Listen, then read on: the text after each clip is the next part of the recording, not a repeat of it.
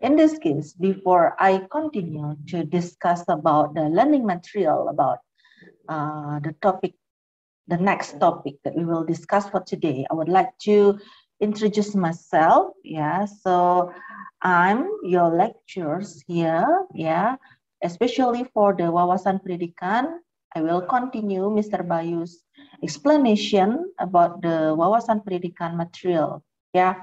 So at the first time, I would like to introduce myself. My name is Lusri Surya Wisma Jayanti. You can call me Miss Sri or Miss Wisma. Yeah. I'm a lecturer at PGSD Universitas Singaraja starting from 2016. Okay. And then actually, yeah, I'm lecturing in English. Yeah, but the Core Prodi asked me to teach the Wawasan Pendidikan join with Mr. Bayu again. Yeah, before I also have thought about this subject, and then this semester I also have a duty to teach you for this subject. And then I live at Panji Anam village, and then I'm married in 2012. Okay, I have 2 children, and then beside I'm a lecturer at Undiksa Singaraja, I also give the private course, especially for the English, but in online. Yeah, I have some students from online. So during this meeting in this semester, I hope all of you can participate in my class very well. Yeah, we will discuss about some of the topics during this semester. I hope all of you learn by yourself before you entered in my class. And then during my class, I hope all of you will participate the class very well, yeah, because I will give some of the points for the students who have participate very well in my class. You also have for the mid-semester test before with Mr. Bayu, and then at the end of this semester, it's turn for me to give you the final semester test. Yeah, and then I hope you also will submit all of the assignments that I give it to you on time. Maybe later on I will give you some of the assignment, and you need to fulfill it very well. And then for the next point is, I hope all of you can pass the Wawasan Kependidikan lecturing. Yeah. So the point is from you. So if you can participate it very well in the class, and also you have a good assignments, and also the score of your mid and also final semester test is also good, I hope all of you can pass in my class. All of you are in the IKI class, so I hope you can use the bilingual language. It's not just only used in Bahasa Indonesia, but also you can use it in English. Yeah, so we can use the bilingual in here. So not only focus with the Bahasa Indonesia. So you can try to use English in this class. Yeah, I will never mad with you. Okay, if you make some mistakes, yeah, so never in my mind I'm mad with you if you cannot use in English. So we learn in here together. So I hope you will try. Yeah, you will try how to use an English, because you are consists of 24 students in this case. So for the next semester and then for until the end of your study, so you still on the IKI class. I hope you will have a good progress, yeah, in each semester. Not just only this semester, for each semester, I hope all of you show your progress in English. Ya, jadi saya di sini ingin kalian agar kalian itu menunjukkan progres atau kemajuan dalam berbahasa Inggris kalian. Jadi dalam hal ini saya tidak akan marah ya kalau kalian salah menggunakan bahasa Inggris atau bagaimana gitu. So di sini kita itu sama-sama belajar. Jadi tidak ada salahnya kalau kita mencoba menggunakan bahasa Inggris gitu ya. I know that it is hard for you to speak in English, to learn in English for all of the subject that you will have in this semester. I know about it. Yeah, because the basic that you choose for this department is not learning in English like your friends in faculty of bahasa at kampus bawah. Jadi saya tahu tujuan kalian belajar ke sini adalah belajar di PGSD gitu ya. Bukan belajar di fakultas bahasa seperti di kampus bawah itu. Jadi saya tidak akan marah atau bagaimana gitu ya. Kalau seandainya kalian itu ada salah ketika kalian mencoba untuk menggunakan bahasa Inggris. Ya. So you can use an English like the instruction, greetings, parting. Yeah. I think it's too hard to speak in English when you learn the filsafat about this subject, for example, in wawasan pendidikan, because we will have some of the learning material and then it's very hard for you to speak it because in this case it's not only just learn about the numbers, the grammar, no, because in this case we are going to learn about what is the education, what is the philosophy of the positivism and also humanism, progressivism, and also about the Pancasila in here. It's too hard, but you need to try. Okay, and then I also asked for the coordinator in this class. Yeah, I asked the coordinator to prepare yourself about the learning material that we will have for today. So I hope all of you learn by yourself related to the learning material that we will have for today. I hope all of you are ready because I want some of you to give the explanation by yourself about what is the education, what is the philosophy, what is the positivism, what is the humanistic, what is the progressivism, and also what is the Pancasila. And also the way how to implement it in education, especially for the students in Indonesia. Okay, I hope all of you understand about the point that I have said to you just now. Yeah, and then not be afraid with me in this class. Yeah, so we still learn together in here. Okay, and then for the first, yeah, I would like one of you to explain about what is the philosophy, what is the education in Indonesia, what is the positivism, yeah, positivism of the philosophy, especially in the Indonesian education. Okay, are you ready for the class today? I'm sorry, Miss. Yes. I need to go to the toilet, please. Okay, yes, you can. Okay, thank you. I will come back in 5 minutes. Okay, yes. Are you ready for the class today with me?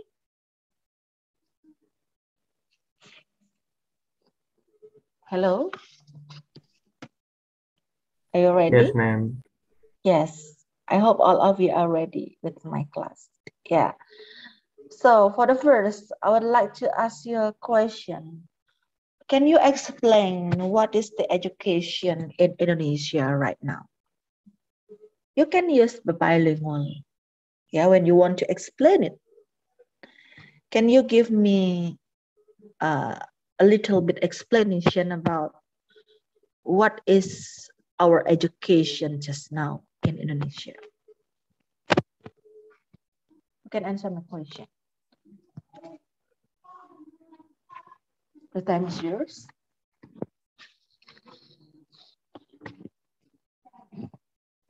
Before I choose, I would like one of you to give me explanation about what happened with the education in Indonesia right now. Can I answer? Yes, of course.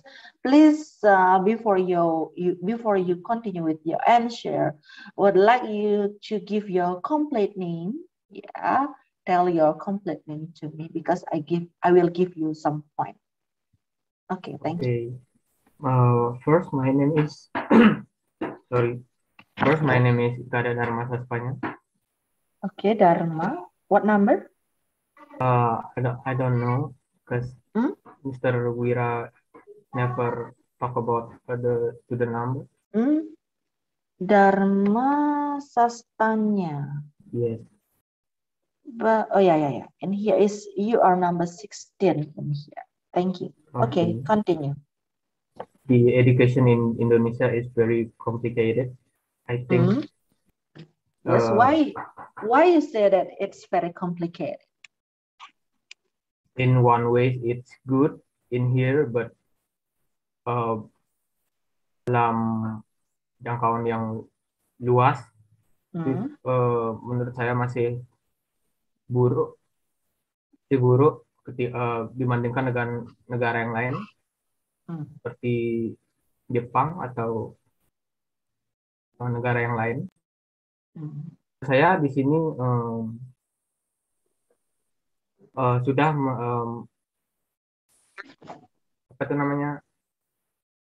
mempraktekkan bahwa siswa itu harus aktif, kreatif, namun masih terdapat ketertinggalan dengan negara-negara lainnya.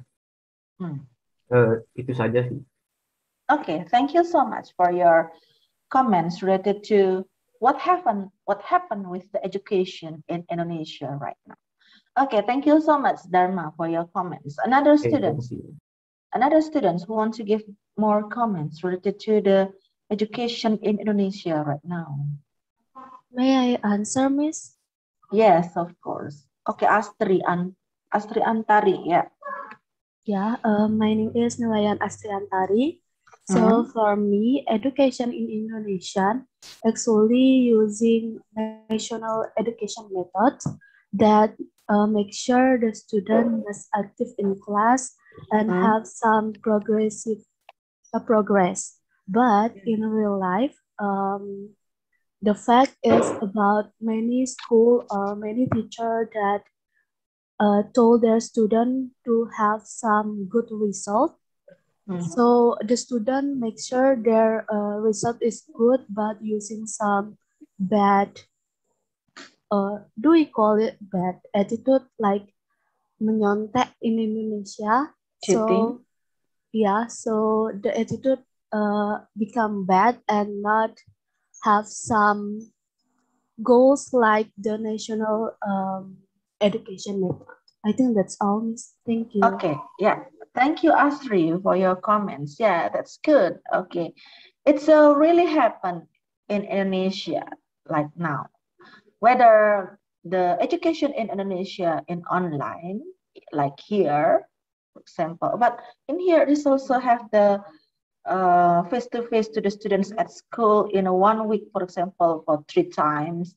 Then online for the students, they learned some of the learning materials in a week or by online for the two times maybe. So some of the teachers cannot supervise about the students, what happened with the students when they are learning at home. Yeah, so some of the students will feel lazy when they try to study at home because some of their friends ask him or her to play together. You know that some students in elementary school, I focus in here for the students in the elementary school because for the next you will teach the students in the elementary school. Yeah, so I discuss in here as an example for the students in the elementary school. So you know that the students in the elementary school don't have a much thing how to think abstractly. Yeah. So they commonly think in the reality. So it's very hard for the students if the teachers just only explain some of the material without using the media in the reality for the students. Yeah. For example, you want to teach the students related to the animals. Yeah.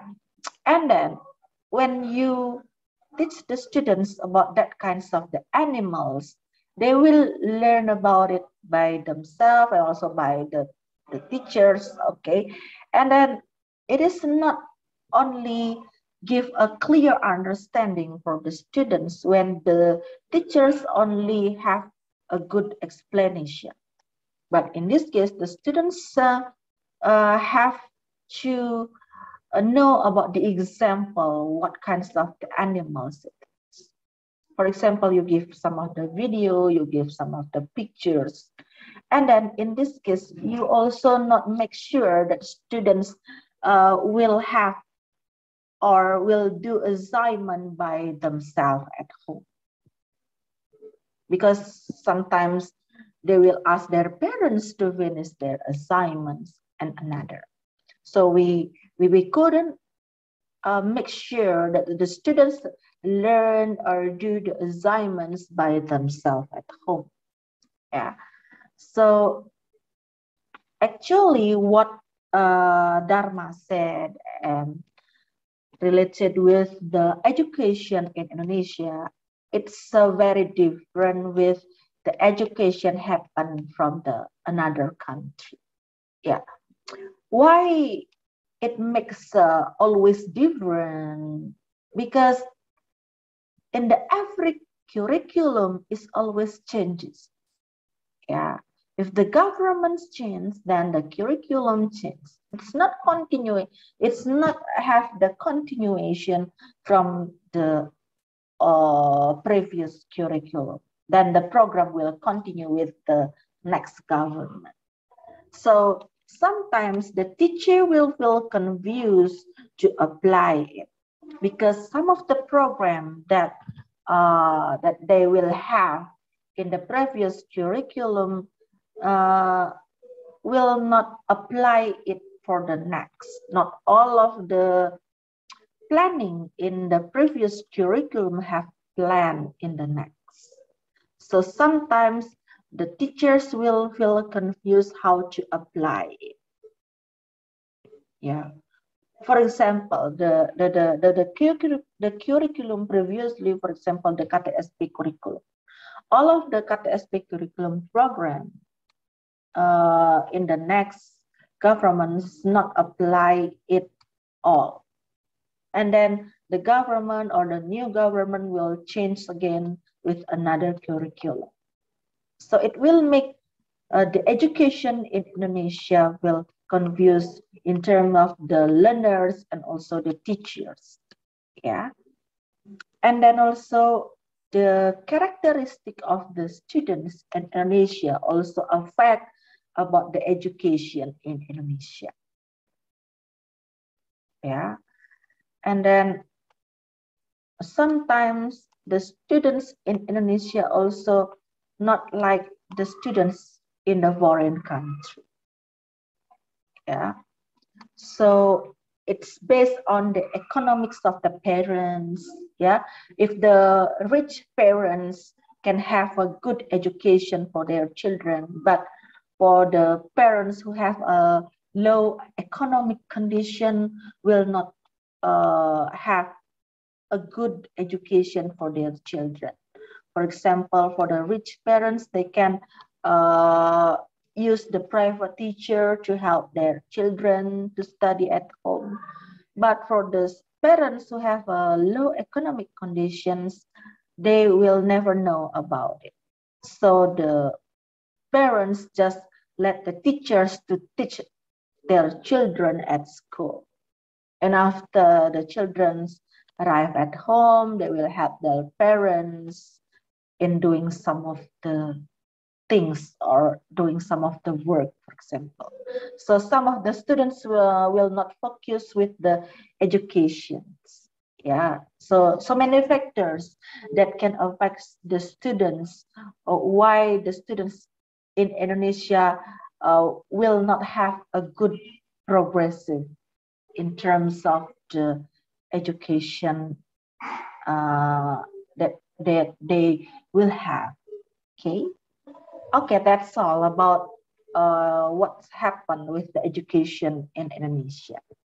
And then my next question is, what is filsafat? Do you know what is filsafat? Or what is the philosophy? Do you know what is the meaning of that? May I answer, Miss? Yes, you can try. So my name is Sabina Andari. Okay, Sabina. Do you know what numbers are you in here? Maybe no? Number 7? No, number 6. Yes, you are number 6 in here. Okay, continue.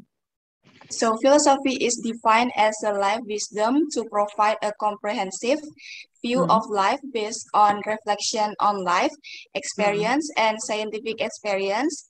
Philosophy can also be interpreted as a science that seeks to find the deepest cause for everything based on truth or reasons.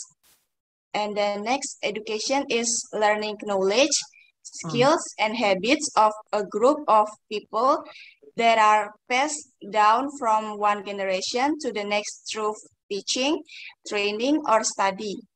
Education often takes place under the guidance of others, but it's also possible to be self-taught. And the next philosophy of education is a philosophy that studies the nature of the implementation of education. The material studied includes the purpose, backgrounds, method of results, and the nature of education. I think that's all, Miss. Okay, thank you, Sabina, for your explanation about what is the philosophy. You also have explained about what is the philosophy in education. So actually the philosophy is the core of the knowledge. Yeah, the core of the knowledge. So there are many kinds of the knowledge. Yeah, the science knowledge, the math knowledge, and then the language knowledge, and then the knowledge about the, what is that, about the Pancasila and the humans. Yeah, so many knowledge. So the point is the core of the knowledge, it is called for the philosophy. Yeah, and then in the philosophy of the education is the knowledge that will learn so many things that is related to the education. Okay, for example, like what I said before. So in the philosophy of education, we'll discuss so many points related to the education. Yeah, it is related to the human resources of the education, and then related with the curriculum that is used in the education. Yeah, and then also it is related to the result of the learning of the students in the education, and also so many things. Yeah, so in the philosophy of the education, we'll learn about something. So we'll learn about everything that is related to the education or related to the knowledge. Okay, so the way of the theory of the material, yeah, and then the learning method, okay, that we will use as the teacher when we want to teach the students in the classroom. So the learning method, the learning material, the curriculum, yeah, and then the syllabus, and also the lesson plan, yeah, the way how we assess the students in the education. So all of our everything that is related to the education or the knowledge that we will have, it is related to the philosophy of the education. Can you get the point? Ya, jadi semua hal yang berkaitan dengan hal-hal yang mengarah ke dunia pendidikan itu namanya filosofi pendidikan. Ya, jadi filosofi itulah inti dari suatu ilmu. Itu nama secara singkat filosofi itu seperti itu ya. Filosofi itu inti dari suatu ilmu. Ilmu itu kan ada banyak ya. Ada ilmu A, ilmu B, ilmu C. Tidak hanya ilmu sains saja. Ya, banyak sekali ilmu-ilmu yang kita pelajari. Ya. Okay. So we learn so many things, yeah, in a knowledge or in our education. Okay, so the knowledge that we have learned, especially for the education, it is called the philosophy of education. Dipaham ya, filosofi tentang pendidikan itu apa? Jadi filosofi itu adalah inti dari segala ilmu. Ya, kemudian filosofi pendidikan itu adalah segala sesuatu atau segala hal yang ada kaitannya dengan pendidikan. Oke, seperti bagaimana itu sumber daya manusia, maksudnya sumber daya manusia dalam hal ini adalah sebagai pelajarnya ya, sebagai gurunya juga, kemudian seperti apa kurikulum yang kita gunakan dalam pendidikan sekarang gitu ya. Kemudian apa silabus yang digunakan, kemudian apa metode-metode mengajar, strategi mengajar, atau teknik-teknik mengajar yang digunakan dalam pendidikan, kemudian bagaimana cara penilaian atau bagaimana kita menilai siswa ketika proses pembelajaran di dalam kelas, kemudian bagaimana contoh-contoh instrumen yang kita gunakan dalam proses pembelajaran di dalam kelas. Contoh-contoh instrumen itu seperti ini ya, misalnya soal, ya, kemudian tugas-tugas apa yang ingin kita berikan, contoh ulangan hariannya itu seperti apa, contoh soal ujiannya itu seperti apa, ya. Jadi itu namanya instrumen-instrumen pembelajaran, ya. Nah, semua hal itu ya adalah berkaitan dengan filosofi suatu pendidikan. So the purpose of the philosophy in education is to create the human success. Ya, jadi tujuan daripada filosofi pendidikan ini adalah untuk menciptakan manusia yang sukses atau manusia yang unggul ke depannya. Ya, jadi filosofi pendidikan itu mengacu ke semua hal-hal yang ada hubungannya dengan pendidikan. Nah, dalam filosofi pendidikan ini tentu saja ada bagian-bagiannya nanti. So, in the philosophy of education is divided into many terms, yeah, like the education when we see from the progressivism, positivism, and then humanistic, and also Pancasila. Ya, jadi itu dari segala jenis ilmu yang ada dalam filsafat pendidikan itu dibagi-bagi lagi. Ya, kalau filsafat menurut positivisme atau positivism itu seperti apa pengertiannya? Ya, kalau menurut progressivism atau progressivisme itu pendidikan yang seperti apa? Kemudian humanistik itu mengarah ke filsafat pendidikan yang seperti apa. Dan yang terakhir, penerapan Pancasila dalam dunia pendidikan anak-anak ya atau pendidikan yang ada di Indonesia itu seperti apa penerapannya.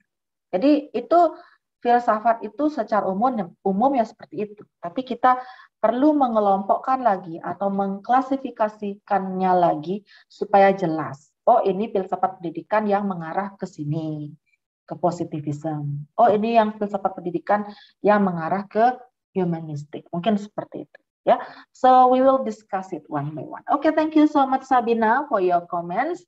And then we will continue with the next point. We will discuss about the philosophy of positivism in education. Who can explain about the positivism philosophy in education, especially in Indonesia? Not to try explaining. Yes, Novita first. Okay, from many sources that I can conclude that what positivism was derived from sensory experience, interpreted through reason, and logic form the exclusive source of all authoritative knowledge. Jadi the filsafat positivisme ini berasal dari pengalaman yang diinterpretasikan melalui nalar dan membentuk satu dasar yang eksklusif yang diakui kebenarannya. But I wanted to ask Miss, because I'm still confused about the example. I have the example when teacher told to make a research paper about plant cultivation, we sought to make it based on fact. We sought not just interpreting the data. Is it right or not? Because the positivism philosophy is about realistic. Is it right or not? Yes, you are right. Can you hear my voice clearly there? Thank you. Can you hear my voice clearly? Miss. Yes, okay. Yes. I think that because my internet connection is unstable in here, because today in my environment or in my house in here, the situation of the weather is not good. Yeah. Okay, thank you. And then thank you so much for your comments, Novita. What's your complete name? Novita Sari ya, Ketut Novita Sari. You are yes, Miss. The person number 1. Yeah. Okay, thank you so much for your comments. Yeah, you gave an explanation about what is positivism, and also you give the example of the positivism philosophy. Yeah, that's good. Another students who want to give more comments related to the philosophy of positivism. May I answer, Miss? Yes. Yeah, Sriwida. Thank you for the time. So the philosophy of positivism is a philosophy which emphasizes things that focus on empirical data, so that when we studying something or learning science must be adjusted to the fact that actually happened. In relation to the philosophy of positivism in education in Indonesia, it leads to good things, both in terms of intellectual and has the analytical power of something. For example, when we explain of the occurrence of rain, it will require the student to think why it rains. There must be a reason or evidence why the rains occurs. So that from this case, it will create a creative generation that can contribute to the development of the nation to become better and more competitive. Thank you. Okay, thank you so much. You explained it very well, Sriwida. Okay, thank you so much for your answer. Yeah, and then based on your explanation, it's also the same with your friend's explanation just now. So in the positivism, yeah, in the philosophy of the positivism, the point is especially for the education, yeah, so we learn something in the fact. Okay, so we learn something based on the reality. So what happened in the reality?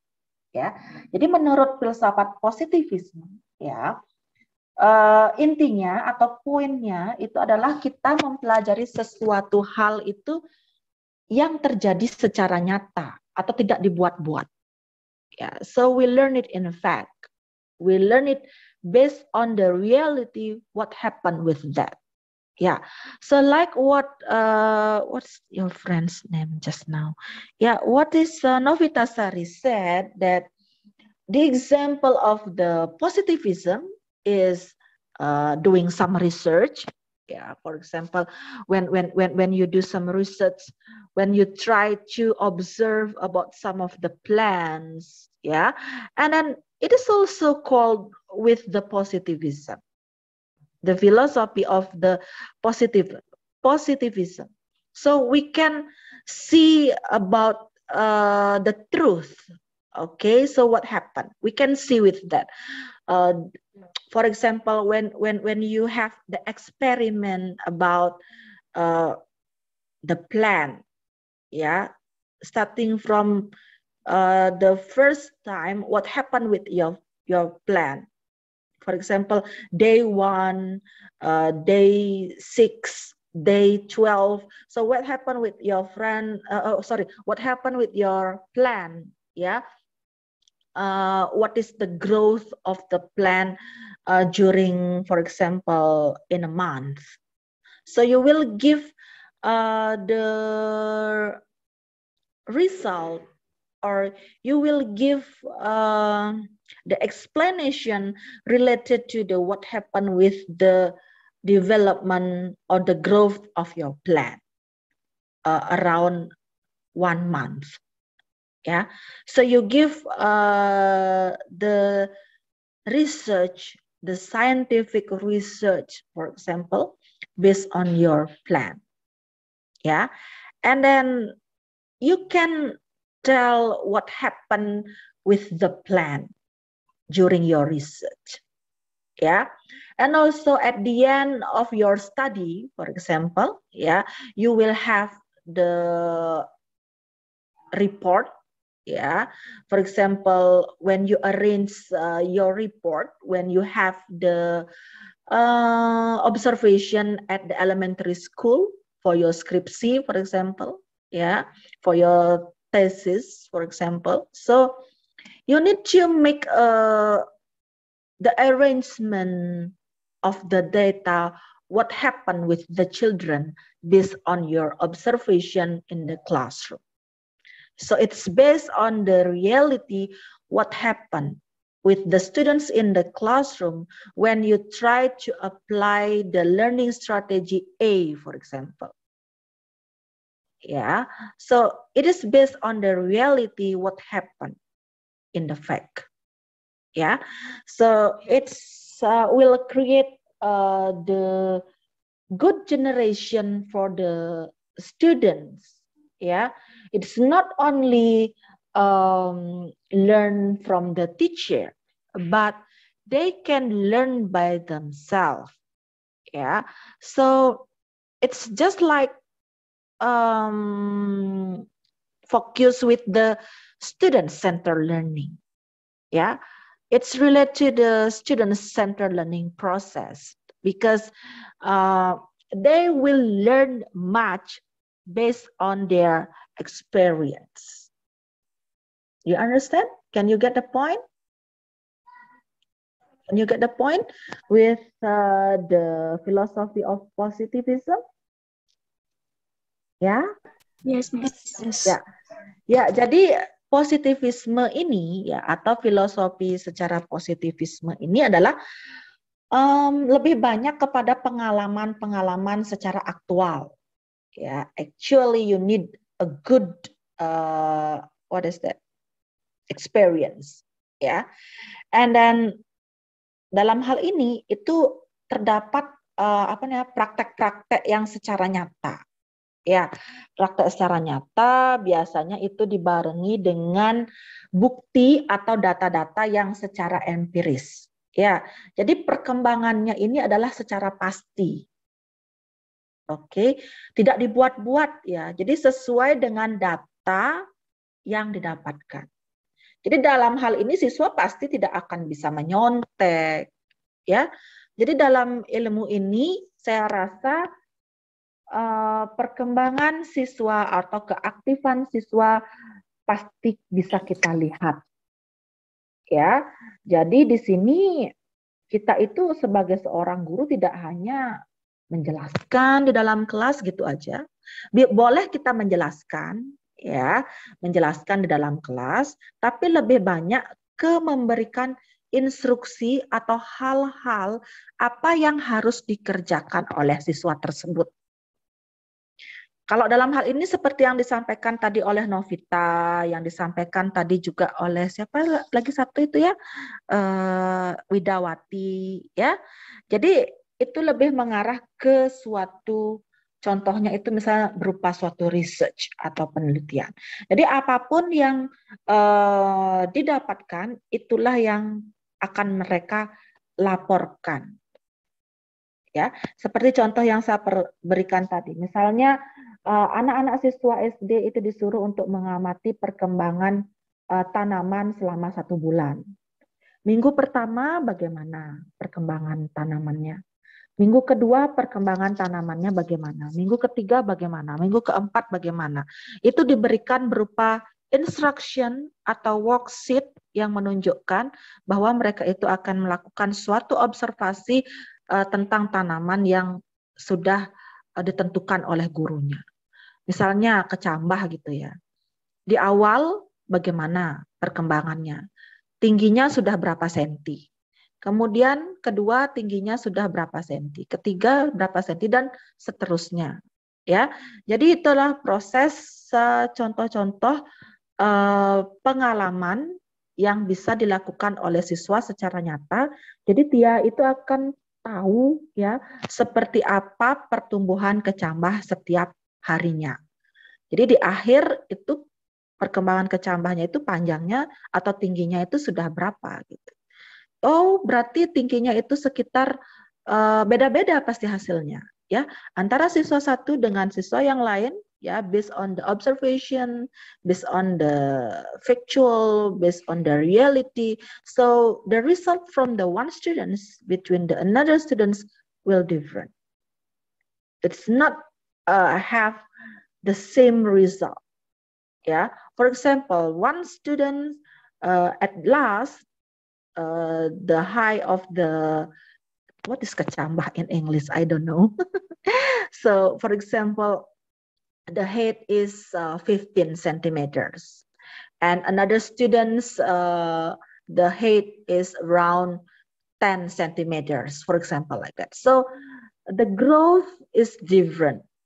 So, based on the fact, they will have a report about what happened with the plant. Yeah. So it's based on the reality. And also like another research that I have explained, misalnya contohnya seperti skripsi atau tugas akhir yang akan kalian kerjakan nanti pada semester akhir, misalnya kalian akan melakukan suatu penelitian misalnya. Ya, penelitian apa misalnya, penelitian pengembangan gitu. Jadi itu semuanya berdasarkan atas fakta-fakta yang ditemukan di lapangan. Ya, jadi semuanya itu adalah ada bukti empirisnya. Jadi tidak bisa dibuat-buat gitu. Ya, jadi itu nanti akan ditunjukkan bisa secara nyata seperti apa gitu. Okay, can you get the point of the philosophy of positivism? Yes, Miss. Okay. Can I continue with another philosophy? So the next philosophy is philosophy of progressivism atau progressivism. Who want to give the explanation of the progressivism? Excuse me, may I answer? May I answer? Yang tadi Wimas ya, siapa namanya itu ya? My name is Nimade Wimas Damayanti, Miss. Oh ya, Wimas. Okay, Wimas Damayanti. Yeah, the time is yours. Okay, thank you for the time. Progressivism. You are in here is number 21, yeah? Okay, Miss. Thank you. Yes. Okay. Okay. Continue. Okay, Miss. Progressivism is a flow of modern educational philosophy that wants a change in the implementation of education to be more advanced. This flow of progressivism prioritizes that implementation of education in child-centered schools and makes educator limited as a facilitator, mentors, and the directors for students. The purpose of the flow of progressivism in education is to change the practice of education so far that seems democratic and respects children's potential and abilities, and encourage learning that involves more students. By applying the flow of progressivism in education, it is hoped that the changes and progressivism of education in Indonesia will be higher quality, so as to be able to realize the goals of educational national education. And then for example of progressivism rejecting authoritarian education, rejecting the pace of harsh discipline, rejecting passive ways of learning. So the student have to be active, and then rejecting concept of and ways of education that only play a role in transferring the culture of society to the younger generation, and the various other things there are seen as. I think that's all, Miss. Thank you. Thank you. Yeah, thank you so much for your explanation. You give the explanation and also the example of what is progressivism or progressivism. Yeah. So another students, thank you so much, Wimas, for your explanation. I can accept it. I can get the point about it. Okay. Who want to give more explanation about progressivism? Answer, Miss. My answer, Miss. Desi. Okay. Please wait. Desi, what numbers are you in here? I think 12, Miss. 12. Oh yeah, Desi Prativi. Okay, that's right. Okay. Desi Prativi, yeah. Okay. So, okay. Yes, come on, Desi. Okay. Progressivism is knowledge of information, facts, laws, principles, process, and habits that accumulate in the person as a process of interaction and experience. The knowledge generated is based on factual reality. According to this flow, learning is carried out by the potential of students to develop and different abilities, both in terms of activity, creativity, and motivation that exist in each student. Therefore, education is centered on student and not on educators. So, progressivism merupakan pengetahuan, informasi, fakta, hukum prinsip, proses, dan kebiasaan yang terakumulasi dalam pribadi sebagai proses interaksi dan pengalaman. Pengetahuan yang dihasilkan berdasarkan realitas faktual. Menurut aliran ini, belajar dilaksanakan oleh potensi yang dimiliki anak didik untuk berkembang dan kemampuan berbeda, baik secara keaktifan, kreativitas, maupun motivasi yang ada dalam diri setiap anak didik. Oleh karena itu, pendidikan dipusatkan kepada peserta didik dan bukan dari pendidik. Thank you, Miss. Okay, thank you so much. It also almost the same with the positivism. Yeah, but in this case, it's a focus with the progress of the students. Yeah, but the way how they have the progress fastly or not, yeah. So it depends on the individual of the students, ya. Jadi di sini lebih menekankan kepada tingkat kemajuan dari perkembangan suatu siswa. Kalau yang tadi kan lebih mengarah ke pengalaman, ya. Lebih mengarah ke pengalaman siswa yang secara nyata atau terdapat bukti-bukti empiris, ya, berkaitan dengan pendidikan yang sudah mereka dapatkan gitu. Misalnya seperti yang sudah saya sampaikan tadi, misalnya guru mengajarkan tentang tanaman. Jadi secara bukti empiris, ya berdasarkan pengalaman-pengalaman nyata yang didapatkan oleh siswa itu akan tahu seperti apa perkembangan tanaman yang sudah mereka observasi. Ya, itu lebih ke hal-hal pengalamannya saja. Jadi berdasarkan pengalaman itu mereka akan mendapat suatu pengetahuan baru. So they will have a new learning based on their experience or based on their own experience. But in this case, yeah, in this philosophy, especially for the progressivism, we can see it from the progress of the students. Jadi kalau dari hal ini ya, dari filosofi ini yang lebih ditekankan adalah tingkat perkembangannya. Anak tersebut sudah mampu berkembang atau belum? Ya, apakah dia itu perkembangannya segitu-segitu aja atau dia itu sudah mengalami suatu kemajuan? Ya, berdasarkan teknik-teknik atau metode-metode yang digunakan oleh guru tersebut gitu. Ya, misalnya sebagai seorang guru itu kan kita harus kreatif ya. So we must have a good creativity as the teacher. So we don't need to use only one method, one strategy for the students. It depends on the students' characteristic when they learn something by the teacher. Do you know that some of the students comes from the different characteristic? Every individual is different. It's not the same. Yeah, whether they have a good ability in reading, whether they have a good ability in writing, whether they have a good comprehension in listening, yeah. So some of the students have a different characteristics.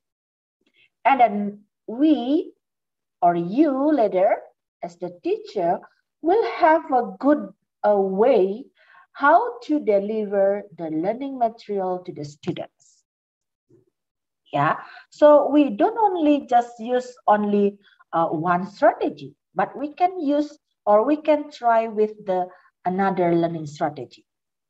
Yeah, if the first strategy is failed, you can continue with the another strategy. Jadi sama seperti orang yang lagi sakit ya. Kalau jadi dokter itu kan harus ini ya, kita harus tahu gitu ya. Oh kalau pasiennya sakit begini, obatnya begini. Kalau tetap juga sakit, mungkin bisa diganti dengan obat yang lain.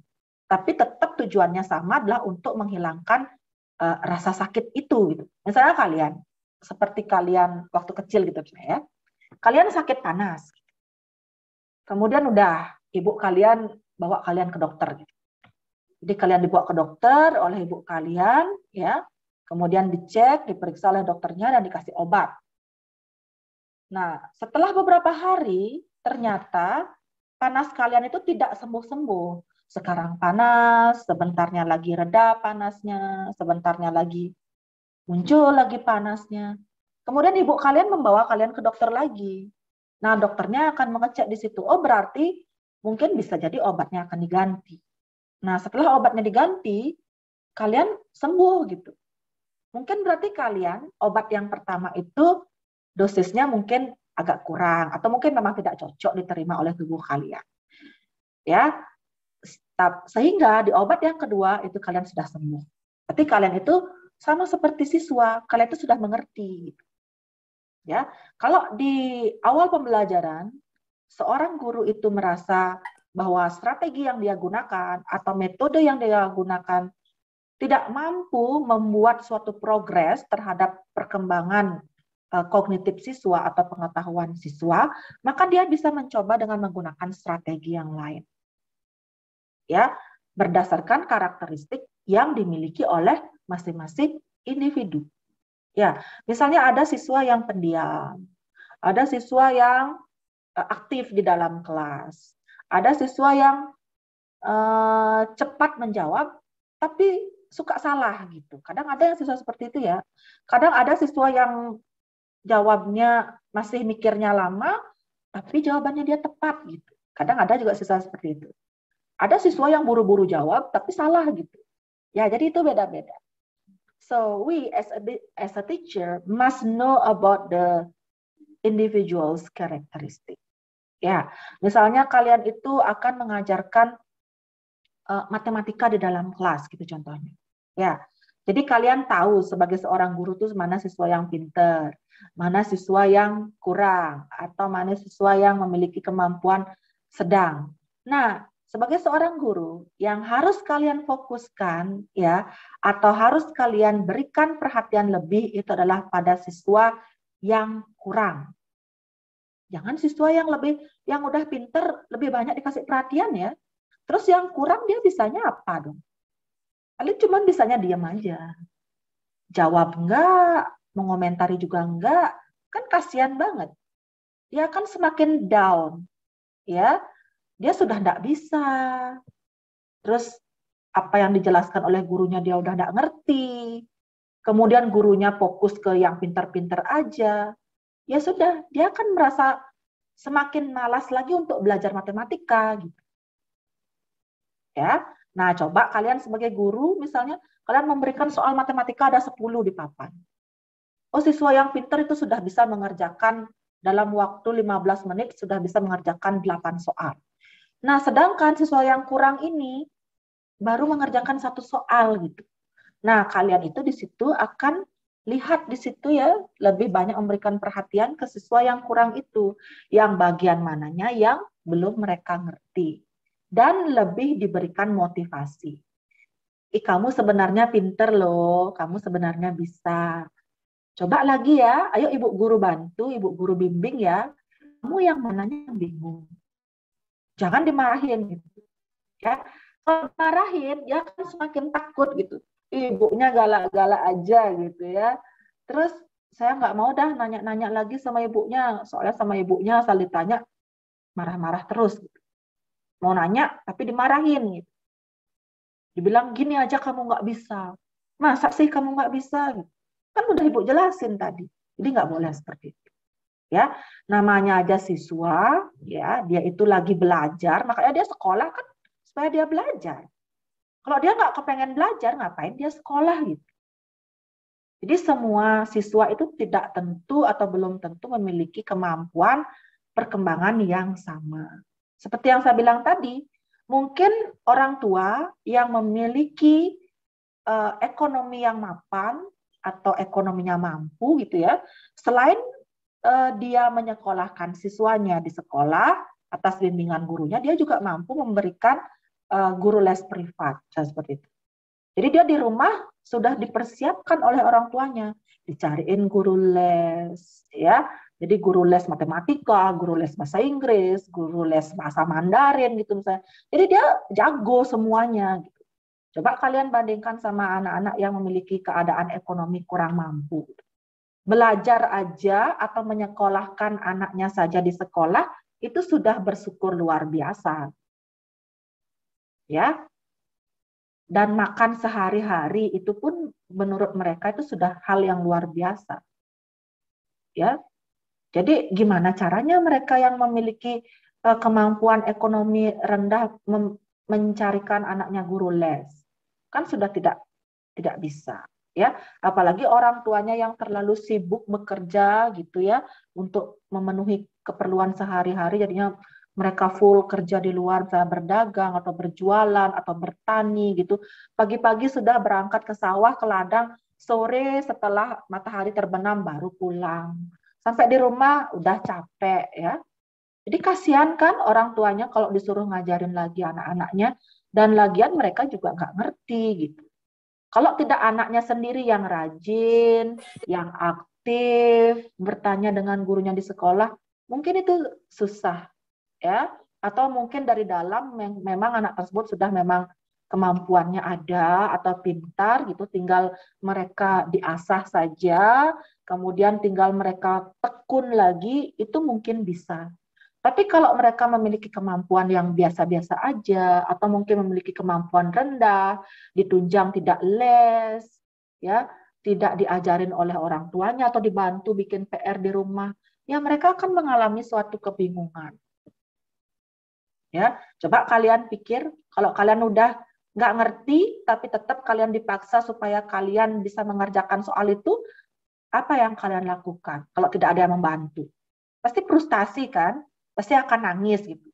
Aduh, ini gimana nih ya? Aduh, saya nggak ngerti, nggak bisa. Gitu. Nggak ada yang bisa bantu kalian gitu. Karena gurunya lebih fokus ke yang pintar-pintar aja. Di situ kalian akan stuck gitu ya.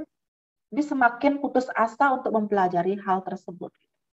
Nah, di sini peran guru itu bagaimana caranya mengetahui perkembangan siswa itu ada progresnya atau tidak, ya melalui strategi-strategi yang pembelajaran yang diberikan ketika di dalam kelas. Ya, kemudian selain strategi bisa juga melalui motivasi. Ya, jadi motivasi itu selalu kita berikan ya kepada siswa, terutama kepada siswa yang tidak pede ya. Jadi supaya mereka itu adalah suatu kemajuan gitu.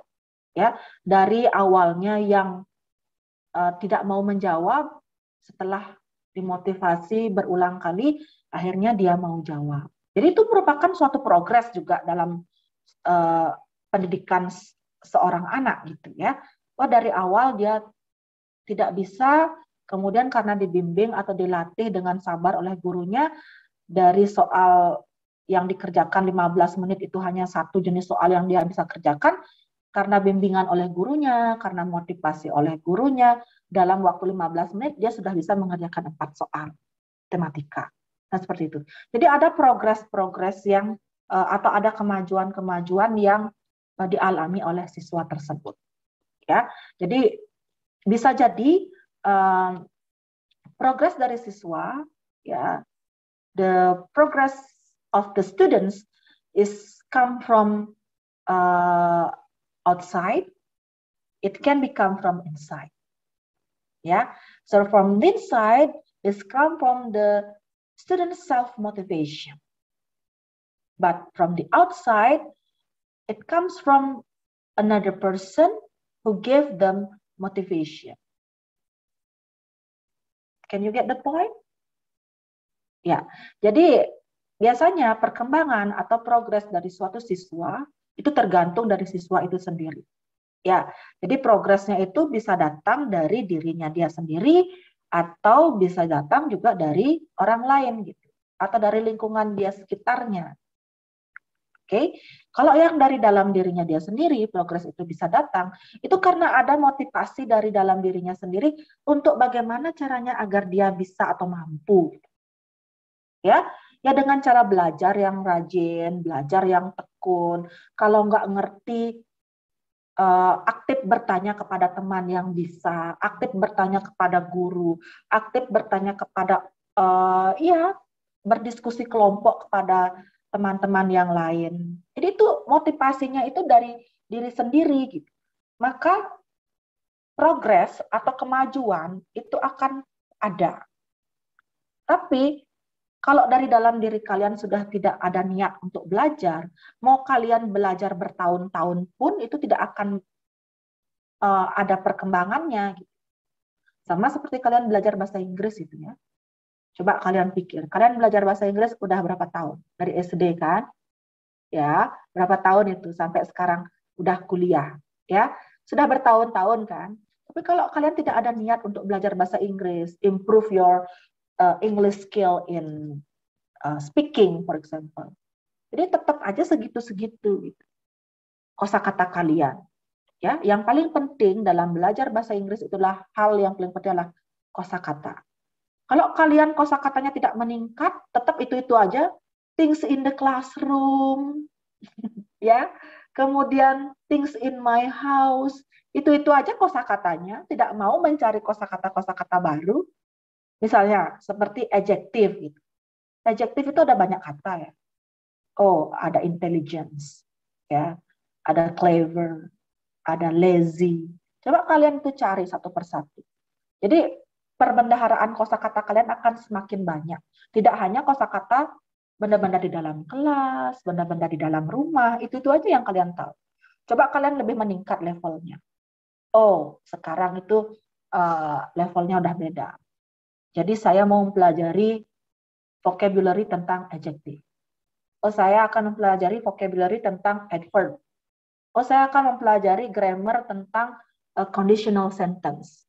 Tidak grammar tentang there is, there are. Itu there is, there are itu sudah grammar SD. Sekarang kalian tingkat universitas grammarnya udah beda. Mungkin sudah tingkat conditional sentence, ya, degrees of comparison, dan yang lain-lain. Jadi tidak menggunakan there is, there are seperti grammar SD lagi gitu. Kalau kalian pengetahuannya tentang sebatas there is, there are aja untuk benda jamak, benda tunggal, atau benda yang dekat, benda yang jauh, tidak mau mempelajari yang lain gitu, ya kemampuan grammar kalian dia sebatas anak SD jadinya. Jadi itu. Jadi semakin tinggi level kalian, berarti tingkat pengetahuan yang kalian pelajari atau yang kalian dapatkan itu seharusnya sudah semakin meningkat. Tidak hanya level itu aja gitu ya. Nah, lain halnya dengan bahasa Inggris yang saya ajarkan di semester 2 nanti itu bahasa Inggris SD gitu. Ya otomatis nanti kalian itu belajarnya ya bahasa Inggris ke SD-an gitu. Bagaimana kosakata anak SD, bagaimana grammar-grammar yang ada di SD, yaitu nanti yang akan kalian pelajari kalau kalian mengikuti mata kuliah saya nanti semester 2 di mata kuliah bahasa Inggris SD. Tapi kalau seperti sekarang, kalian itu levelnya sudah universitas, setidaknya kalian itu sudah mampulah menguasai grammar yang levelnya itu lebih tinggi, bukan level untuk grammar anak SD lagi. Jadinya kalian itu akan ada suatu perkembangan, ya. Jadi apa ilmu yang kalian dapatkan itu semakin berkembang dan wawasan yang kalian dapatkan itu semakin luas. Tidak hanya itu saja. Jadi intinya dalam hal ini itulah perkembangan progres daripada siswa itu sendiri. Jadi perkembangan progresnya itu macam-macam. Ya, apakah progresnya itu secara signifikan meningkat atau progresnya sedikit demi sedikit. Jadi tergantung individunya. Tidak semua individu ya memiliki progres atau perkembangan yang sama tingkatannya. Jadi mungkin ini sedikit demi sedikit. Oh, kalau yang ini progresnya cepat. So it depends on the student's individual. Yeah. So we will know about the students' progress when the teachers care to the students. Ya. Jadi kita sebagai seorang guru itu akan tahu perkembangan masing-masing siswa apabila kita peduli dengan siswa tersebut, ya. Kalau pedulinya itu secara menyeluruh maksudnya, ya. Jadi menghandle anak-anak SD itu susah, sangat susah. Jangan kira kalian itu gampang handle anak SD ya. Karena anak SD itu fokusnya cuma sebentar-sebentar. Kalian ngerasa nggak? Baru aja diajarin, ya, sebentar lagi udah jalan-jalan. Kadang dulu kalian SD pasti gitu kan. Anak-anak duduk gitu, duduk yang rapi gitu ya. Nah, nggak semua siswa itu mau kadang ya. Kadang kalau siswa tersebut dia memang tidak bisa diam gitu, dia sudah bosen, ya dia kan jalan-jalan gitu kadang ya, cari ke bangku temannya yang lain, kadang bisa ngobrol karena bosen. Nah, itulah kita approach to the students. Kita perlu mendekati siswa tersebut. Ya, jadi kita perlu tahu seperti apa perkembangan per individu itu. Nah, maka dari itu ya menghandle satu kelas saja sudah susah. Oke. Dari sekian banyak SD yang ada di Singaraja itu kadang jumlahnya bisa sampai 40. Susah banget ya. Satu kelas itu handle 20 aja udah lumayan. Apalagi ini 2 kali lipatnya 40. Kadang yang satu angkatan, yang satu kelas itu isinya 40, itu bisa sampai kelas B. Jadinya mereka handle yang satu angkatan itu 80. Susah banget. Ya, jadi biasanya kalau sekolah internasional Ya, sekolah-sekolah internasional biasanya untuk anak-anak SD itu mereka itu paling banyak banget dah. Satu kelas itu isinya 25. Paling banyak dah itu. Karena itu adalah untuk memudahkan mereka untuk menghandle atau memantau perkembangan peserta didiknya. Ya, karena kita sebagai seorang guru itu tidak hanya mempersiapkan materi, menyampaikan materi, kemudian selesai. Karena kita sebagai guru yang baik juga harus bisa memantau perkembangan siswa atau progres siswa itu seperti apa. Dan seperti yang saya bilang tadi, kita itu lebih fokus atau lebih memberikan perhatian kepada siswa yang kurang. Jangan siswa yang sudah pintar. Kalau siswa yang sudah pintar itu mungkin memang dia sudah bisa dan sudah belajar sebelumnya dengan orang lain gitu sehingga dia bisa. Tapi kalau yang tidak bisa inilah yang perlu kita berikan perhatian lebih sehingga kita tahu progres siswa yang tidak bisa itu seperti apa. Jangan dah terlalu fokus kepada siswa yang bisa. Kita lebih fokusnya itu ke siswa yang kurang bisa atau kurang mampu gitu. Sehingga kita akan tahu ya seberapa level kita, seberapa berhasil kita sebagai seorang guru dalam membina anak-anak yang kurang mampu itu. Saya kadang seperti itu ya. Dulu waktu pembelajarannya offline ya atau di kampus gitu ya, ketika saya mengajar mahasiswa grammar gitu ya, kalau yang udah jago grammarnya, udah saya nggak usah berikan perhatian yang lebih gitu ya. Saya berikan fokus perhatian kepada yang mahasiswa belum terlalu bisa. Dari segi apanya dia bingung, kok bisa kalimatnya dia salah. Saya dekati dia, saya kasih tahu dia, ini loh begini, ini loh begini. Akhirnya dia bisa, gitu ya. Yang awalnya dia nggak pede jawab atau nulis di papan, akhirnya dia bisa pede. Di situ saya bangga sebagai seorang dosen gitu ya, karena sudah mampu melihat perkembangan siswa itu ada gitu, ya. Nah, lain halnya juga kalau misalnya saya udah dekati dia, udah kasih penjelasan dia, tapi siswanya tetap nggak bisa gitu ya. Terus apa yang dilakukan? Mungkin itu kembali lagi ke siswa itu sendiri, karena memang dia kemampuannya udah segitu aja, gitu, tidak bisa lebih mungkin. Ya, atau mungkin dia memang malas belajar, ya. Apa yang sudah saya jelasin tidak diulang lagi. Jadi kembali lagi atau balik lagi ke siswa itu sendiri. Dan saya tidak akan bisa memaksakannya. Kamu harus begini loh, kamu harus begitu loh. Saya nggak mau kayak gitu. Saya sudah berusaha menjelaskan, saya sudah berusaha dekati, memberikan semangat, memberikan motivasi, tapi dia tetap segitu-segitu aja. Ya udah gitu. Dah, nggak bisa dah saya lagi. Karena kalau terus fokus ke dia aja, sedangkan dari dianya sendiri tidak mau berusaha, kan susah juga gitu. Ya, jadi seperti itu. Jadi bisa kan melihat perbedaannya ya. Jadi antara positivisme dan juga progresivisme. Bisa lihat perbedaannya seperti apa? Jadi yang positivisme itu adalah mengarah ke pengalaman atau hal-hal yang nyata. Apa yang mereka dapatkan itu yang mereka buat. Ya, itu yang akan mereka laporkan. Tapi kalau progresivisme ini mengarah ke kemajuan atau progres siswa. Ya, jadi selama 1 semester ini di awal-awal dia itu perkembangannya bagaimana? Ya, selanjutnya di pertengahan semester dia perkembangannya bagaimana? Di akhir semester dia itu perkembangannya bagaimana? Dan itu berdasarkan dari strategi atau metode atau cara-cara guru mengajar. Dan juga di sini ada kaitannya atau ada hubungannya dengan positivisme tadi. Ya, jadi mereka itu lebih ke student center learning. Jadi partisipasi atau keaktifan itu tetap lebih banyak ke siswa itu. Tapi yang progresivisme itu sifatnya lebih modern atau filsafat yang lebih modern daripada positivisme. Ya, jadi sudah dituntut agar progres siswa itu terus meningkat, terus ada. Jadi tidak hanya progres siswa itu sebatas itu aja, ya. Jadi itu adalah kemajuan progresnya itu seperti apa. Jadi apa namanya, guru itu mengukur suatu perubahan siswa itu bagaimana gitu. Jadi guru itu bisa mengukurnya, ya. Kemudian di sini juga dalam hal progresivisme ini adalah tingkat kecerdasan siswa itu semakin diasah, ya. Jadi tidak hanya sekedar pengetahuannya itu saja, ya.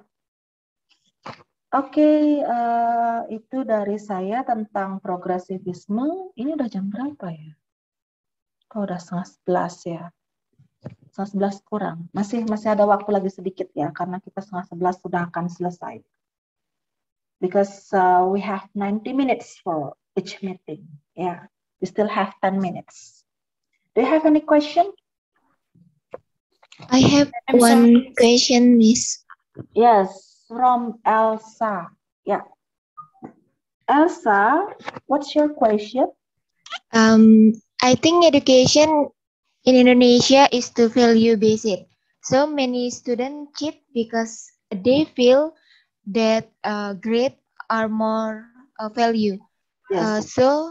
Bagaimana cara kita untuk menghilangkan pemikiran tersebut, Miss? Thank you. Elsa, so here you are in what numbers? Oh yeah, numbers 15. Yeah, please wait. So you give a question in here.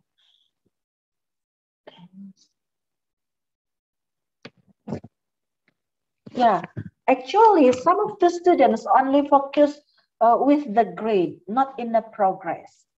Yeah, whether they have a good grade, for example, they have 100, 90, 80. So in this philosophy, it's not related with the grade, especially for the progressivism. Yeah, it's related with the process in the every step. Ya, what is the process? Oh, proses di awal dia tidak bisa. The next process, oh dia sudah semakin bisa. The next process, oh dia sudah lebih bisa lagi. Dan yang terakhir, oh dia sudah benar-benar mahir dalam mengerjakan soal tersebut. So in the progressivism, it's focused with the process or the progressive of the students. But for the students in Indonesia, especially, the grade is very important. Ya, sebenarnya ya, grade itu adalah simbol aja tentang siswa tersebut seberapa progresnya. Tapi menurut saya, pemberian grade itu tidak penting gitu. Yang lebih penting itulah perkembangannya, dia sudah bisa apa belum gitu. Ya, based on my opinion, it's so very difficult for the teacher if they don't have a good way how to see the students' progress. Actually, the students, the old teacher, for example, the old teacher in the elementary school, ya mungkin ada guru-guru yang sudah tua gitu ya, handle dirinya sendiri aja udah susah gitu ya, apalagi menghandle anak orang yang jumlahnya banyak gitu. Jadi mereka tidak akan fokus ke progres gitu. Ya, mungkin mereka itu akan ya udahlah ngajar, habis itu jelasin materi, kasih soal, bisa enggak dia jawab? Kalau bisa atau betul semua nilainya 100. Kalau nggak bisa dia nilainya mungkin kecil, dapat misalnya cuma 60 atau 50 gitu. Berarti kalau secara cepat gitu ya, berdasarkan grade itu, oh yang 100 pinter, oh yang 60 itu nggak pinter atau kurang. Kan biasanya guru itu menilai seperti itu aja berdasarkan grade. Ya, sebenarnya itu sudah tidak ini lagi, sudah tidak diperlukan lagi kalau masalah grade itu pada saat perkembangan sekarang. Ya, jadi grade itu bisa saja sih diberikan ya kepada siswa.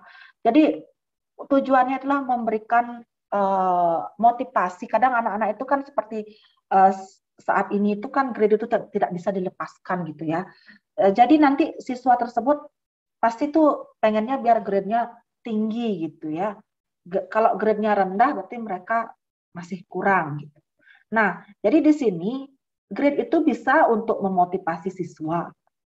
Pemberian grade itu bisa untuk memotivasi siswa agar mereka itu bisa lebih mendapatkan poin yang lebih banyak lagi.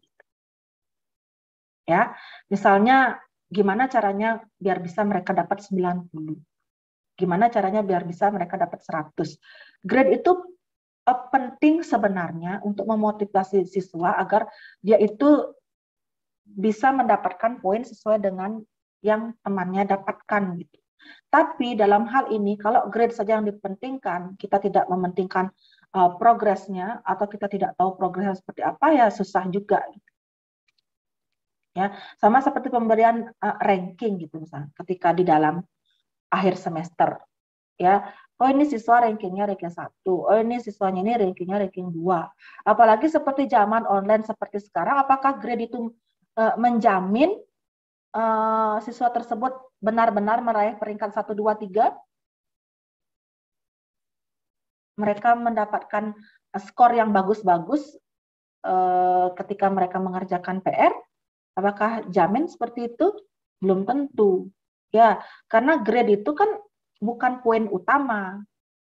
Kita yang lihat poin utamanya adalah progresnya atau perkembangannya. Nah, seperti zaman online sekarang, tugas-tugas apakah jamin anak-anak yang buat sendiri? Ya, tidak jamin. Bisa jadi orang tuanya yang membuatkan, sehingga grade-nya tinggi. Ya, tapi begitu dia di sekolah ternyata apa-apa tuh dia tidak tahu apa. Karena ketika di rumah lebih banyak tugasnya itu dikerjakan atau dibantu oleh orang tuanya. Jadi grade itu tidak menjamin. Ya, pintar atau tidak pintarnya seseorang. Bisa jadi mungkin ketika menjawab soal ujian dia dalam keadaan sakit. Ya, bisa jadi dia dalam keadaan sakit sehingga dia tidak fokus menjawab ujian tersebut padahal dia pintar gitu ya. Sehingga dia mendapatkan cuma 50. Jadi belum tentu grade itu menentukan pintar atau tidaknya seseorang. Yang perlu itu adalah progresnya. Ya, jadi kita itu melihat grade itu harus bisa dibuktikan juga gitu. Kalau misalnya dia mendapat ranking 1 gitu misalnya, nilai bahasa Indonesia atau mata-mata pelajaran yang lain semua tinggi-tinggi, itu perlu dibuktikan gitu. Ya. Apakah setelah kalian kasih soal secara langsung dia bisa menjawab dengan baik, apa dia salah asal kasih soal? Ya. Berarti itu sudah tidak pasti nilainya, sudah tidak yakin kalau dia itu di awal grade-nya tinggi-tinggi, tapi ketika proses pembelajaran tatap muka sudah selesai offline-nya, tiba-tiba ketika proses tatap muka, apa-apa ditanya, dia nggak bisa jawab sama sekali. Berarti selama ini yang mengerjakan tugas-tugasnya mungkin bukan dia. Gitu. Berarti itu ada harus fakta atau bukti nyata itu siswa tersebut bisa apa enggak. Gitu. Jadi kita tidak hanya bisa melihat dari grade-nya saja, pintar atau tidaknya seseorang tersebut. Ya, jadi perlu dibuktikan gitu, ya, memang dia itu pintar. Bisa itu ya dipahami. Jadi grade itu tidak menjamin. Kadang memang sih grade itu kadang lebih banyak digunakan seperti pendidikan di Indonesia, tapi tidak menjamin. Sama seperti kalian itu, bukan kalian kan baru semester 1 ya. Nah, kakak kelas kalian itu kan sudah hampir 2 tahun online gitu ya. Nah, ketika saya menugaskan mereka gitu ya, untuk bukan menugaskan UTS gitu ya, dengan soal pilihan ganda gitu. Ternyata dia betul semua, padahal saya tahu dia itu waktu semester sebelumnya dia itu tidak bisa sama sekali. Jadi dia itu betul semua, bisa jadi dia itu betul semua karena siapa gitu. Mungkin nanya jawaban yang lebih pintar. Ya, bisa jadi dia jawab kepada orang yang bisa gitu sehingga dibantu mengerjakan akhirnya dapat grade yang tinggi. Sedangkan bisa juga seperti itu. Padahal saya tahu sebelumnya dia itu kurang terlalu bisa, tapi tiba-tiba pada saat UTS, pada saat tugas kok semuanya bagus-bagus banget. Ya. Mungkin ada faktor-faktor lain yang membantu. Ya, sama seperti ketika misalnya perkuliahannya video call atau video conference gitu misalnya ya, saya tanya dia secara langsung dan dia tidak bisa gitu. Padahal tugas-tugas yang dikumpulkan bagus-bagus banget semuanya. Ya udah saya kasih grade yang bagus juga kan tugasnya. Tapi ketika proses pembelajaran secara online, saya tanya dia secara langsung pada saat video conference, dia nggak bisa jawab sama sekali. Sebenarnya saya nanya ke dia itu untuk membuktikan aja sih, benar nggak dia bisa. Tapi ketika saya tanya, ternyata dia nggak bisa. Gitu. Apa yang sudah dia buat, kalau dia memang yang membuat sendiri, pantasnya kan dia bisa jawab. Gitu. Tapi setelah saya coba menanyakan secara langsung, dia nggak bisa. Gitu. Bingung dia. Nggak beraturan jawabannya. Padahal di tugas yang saya berikan, dia itu bagus banget jawabannya. Jadi perlu dibuktikan kembali. Ya, apakah dia benar-benar mengerjakan itu atau mungkin bantuan dari orang lain. Jadi grade yang saya berikan pada saat dia mengerjakan tugas itu berarti tidak sesuai dengan kenyataannya. Tapi tetap aja grade itu penting sih sebenarnya. Tapi yang lebih penting itu yang kita lihat adalah progresnya atau kemajuannya dia itu bisanya itu sudah sampai mana. Kalau dia udah bisanya misalnya sudah sampai level kedua gitu, berarti level 1 tidak usah kita jelaskan lagi. Ya, misalnya si yang pintar ini sudah bisa sampai level 4 gitu ya. Ya udah kita tidak perlu membimbing dia yang level 1 2 3 lagi karena dia udah bisa. Nah, itu seperti itu contohnya. Jadi pemberian grade itu tetap penting tapi tetap tidak menjamin juga. Ya, jadi sekarang tergantung guru itu sendiri aja. Lebih mementingkan grade siswa, apakah lebih mementingkan progresnya?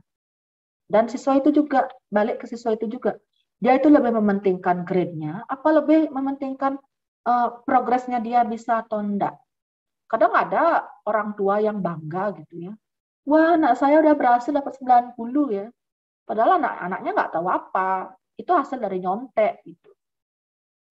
Dan orang tuanya nggak tahu, gurunya juga nggak tahu gitu ya. Nah, kembali lagi ke anaknya, dia jujur atau enggak?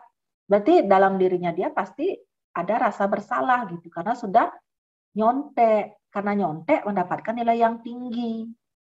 Ya, sama seperti kalian dikasih tugas sama dosennya, kalian nyontek copy paste punya pekerjaan temannya yang bagus. Dari dalam diri kalian apa yang kalian rasakan? Tidak ada suatu kepuasan kan ya? Kalian mendapatkan grade yang bagus. Oh, makalah kalian dapatnya 95. Tapi itu hasil dari nyontek. Kalian bangga nggak dapat grade 95 hasil dari nyontek? Dibandingkan dengan kalian mendapatkan makalah dengan poin 80, tapi itu kalian buat sendiri. Gimana rasanya? Beda kan? Ya, pekerjaan sendiri dengan hasil nyontek. Jadi grade itu tidak menjamin. Tapi grade itu penting juga untuk memotivasi gitu. Ya pokoknya kembali lagi ke individual masing-masing berkaitan dengan grade itu. Ya, oke. Dan seperti perkuliahan online sekarang ya, mahasiswa itu di rumah itu seperti saya tidak bisa saya handle satu persatu gitu. Tidak mungkin saya bisa observe satu persatu mahasiswa. Lain halnya kalau tatap muka. Pasti saya tahu ya dia itu gimana. Kalau udah di rumah yang udah online hampir 2 tahun seperti ini, kakak-kakak kelas kalian, ya saya tidak bisa tahu gitu. Apakah dia itu mengerjakan sendiri tugasnya atau menyuruh orang lain, kecuali saya bisa memantaunya berdasarkan pertanyaan yang saya berikan secara langsung. Gitu. Di situ baru saya percaya kemampuannya dia. Makanya kadang saya kalau ngasih skor itu hati-hati banget. Walaupun dia tugasnya semua bagus-bagus semua, gitu ya. Jadi levelnya itu hampir sama dengan yang pinter-pinter gitu. Ya dalam pemberian grade tetap saya berikan dia nilai yang bagus gitu.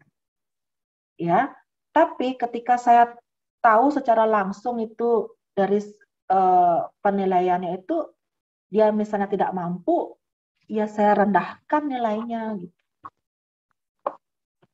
Makanya nanti di akhir itu akan ada perpaduan nilai tugas, tidak hanya saya lihat dari tugas-tugasnya aja.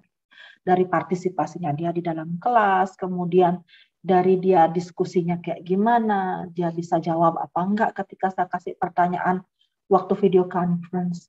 Jadi nilai yang saya berikan itu tidak hanya nilai yang saya berikan ketika di rumahnya dia saja, ketika dia mengerjakan di rumah saja. Jadi saya tidak terlalu percaya gitu ya dengan tugas-tugas yang sudah dia kerjakan di rumah dan nilainya itu besar gitu. Saya lebih percaya kepada hasilnya dia ketika saya tanyakan secara langsung. Kalau saya sih seperti itu. Ya, itu aja dari saya tentang apa masalah yang ditanyakan oleh Elsa tadi. Ya, oke, Elsa, ada lagi? I have one question. May I ask one question? Thank you, Miss. Ya, lagi satu ya, karena kita waktunya udah habis. I have one question, Miss. Era ya, Era Damayani. Tadi Era udah jawab ya? Oh, not yet. Era absen berapa? What's your 4 number? maybe. 4. Oh ya, Era Damayani. Okay, so I want to ask about learning system. I see that developed countries such as Finland and Japan has a very good learning system, and they have a very good excellent students. And my question is, why do you think Indonesia doesn't try to adopt the learning system of developed countries like Finland, Japan, and others? Thank you, Miss. Okay, thank you. You're welcome. Good question. Ya, kenapa? Inti pertanyaannya adalah kenapa kok tidak bisa kita meniru sistem pendidikan di luar negeri yang bagus itu? Kenapa kok kita pendidikannya kacau kadang? Ya, nah seperti yang saya bilang tadi, I will answer it just in Indonesia. Ya, seperti yang saya bilang tadi, ya, kurikulum kita di Indonesia setiap pergantian pemerintahan itu selalu berubah dan terus seperti itu. Nah, perubahannya itu memang mengarah ke hal yang lebih baik. Ya, kalau kurikulumnya juga tidak berubah, itu saja juga susah juga. Karena tidak ada progres nantinya atau tidak ada perkembangan. Ya, seperti zaman IT misalnya seperti sekarang. Siswa SD sudah mendapatkan pelajaran komputer, kan gitu.